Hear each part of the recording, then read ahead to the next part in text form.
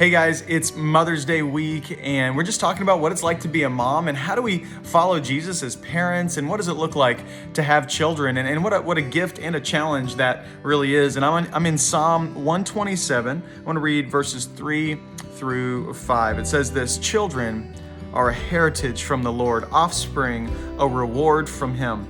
Like arrows in the hand of a warrior are children born in one's youth. Blessed is the man whose quiver is full of them. They will not be put to shame when they contend with their opponents in court." It's a really interesting psalm, and it's speaking specifically about how children are a gift. And I'll be honest, sometimes we don't feel that way. Sometimes life gets really difficult, and so we have 3 kids, and our oldest is 14. And she is getting to this point in life where the idea of her leaving the house is coming quicker than I'd like it to come. And so just the other day, in fact, she got her driver's permit. And so we're driving down the Glen Highway, and she is driving this 6,000 pound vehicle, and she's at the reins. And I'm just sitting there watching her drive, and I just couldn't help but think she is almost out of the house. Now, as they've grown older, one of the things that we've struggled with is that idea that sometime our kids are going to leave, and at some point it's going to be difficult. And I think for many parents, there's a struggle with that. And even part of us that says, no, I wish they would stay around.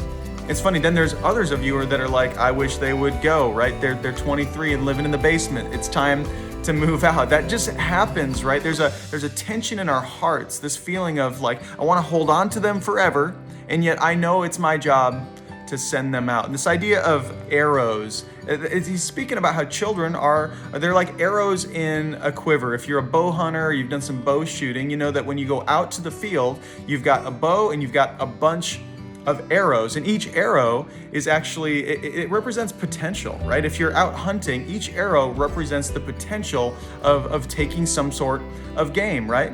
And so the same is true with kids. There's so much potential wrapped up in each child, but the truth is, if they stay in the quiver, they don't really do anything. That's really not helpful. In the end, the whole point is to shoot them. It's to release them. When you release the string, you're actually sending this arrow out to go and do what it's going to do. What's interesting about arrows is they all sort of have a mind of their own. Any good bow hunter knows that you can kind of lock in your shot as a bow hunter, and you can adjust the arrows and the weights of the tips and things like that. But in the end, once it releases from the bow, all bets are off. Like, it's gonna do its thing. There's gonna be a little wind that's gonna hit it, and it's gonna adjust in the air. Maybe it'll hit a little branch, and that's gonna adjust where it's headed. Once you release it, it just goes. And the same is true with kids. At some point, you release the string, and you just have to let them go. You just have to know that I've done what I can do. I've invested what I can invest, and at this point, it is my duty and job, and even my joy, to release my children into the world. I tell my wife this all the time, even when we're wrestling with the thought of our kids leaving home, that our number one goal as parents is to send our children out as kingdom bearers to the world, people who are bearing the good news of the kingdom of God to the world. That is ultimately our goal, is that they leave and that they leave empowered to love Jesus really well. And so go and do that this week. We're all going to fail at it sometimes. We just have to know that once we release the string, we've done what we can, and the rest is in the hands of Jesus. Pray for your kids. I'm praying for mine. I love you guys.